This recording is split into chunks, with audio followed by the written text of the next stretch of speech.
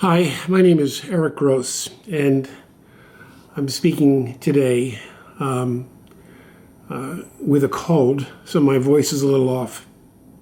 I think I got maybe at most 2 hours of sleep last night, and I'm just responding to the madness that is Donald Trump, and maybe even more so the Republican Party that slavishly marches in lockstep with his utter madness and obvious adoration of self and hatred for working people who have been bamboozled by the Republicans and Fox News and all the other extreme right-wing media sources that have pounded away that the lies he says are true, and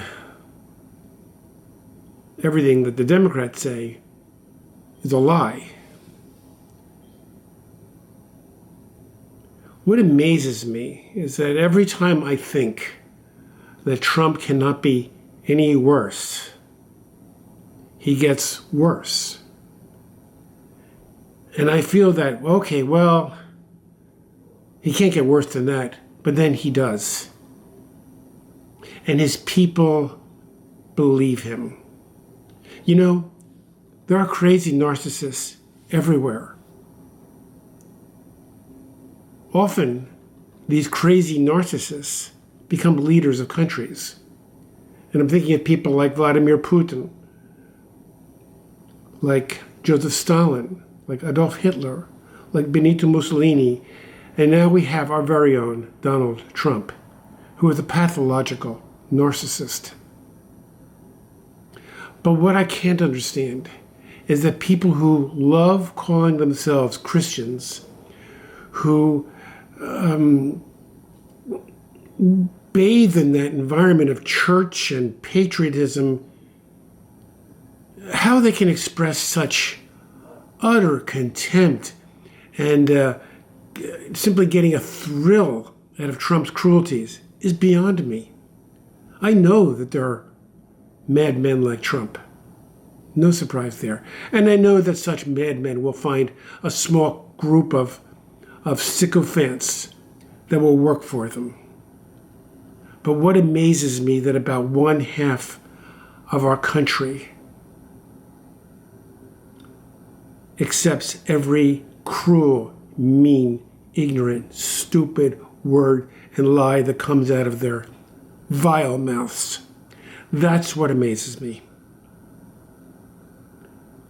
These tariffs are an all-out assault on American workers, on American farmers, on American families. The Trump budget, which cuts $870 billion out of Medicaid, would remove medical help for approximately 30 million American children. And why? Well, he has a very good reason. Is to make people like him, Bezos, Zuckerberg, Musk, and the other billionaires pay less taxes, as if they have any kind of financial need whatsoever. The fact is, they have far too much money. But that is the entire trajectory of his government and his administration. So I'm saying, wake the fuck up, America. Wake up to the fact that you've been bamboozled. Hey, we all make mistakes. What is true? Is it true that cutting the budget that supplies medical care and food, quality food for America's highest need families and children, that's a good thing? So that we can give a tax break to the top 5% of all Americans, and mostly to the top 1%, and then mostly there to the top 1/10 of 1%. Does that make sense to you? Because if it does, then you really need to speak to someone. Because it makes no sense whatsoever.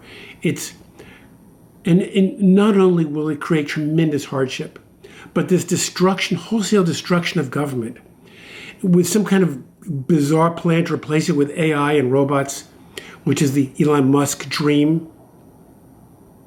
Get ready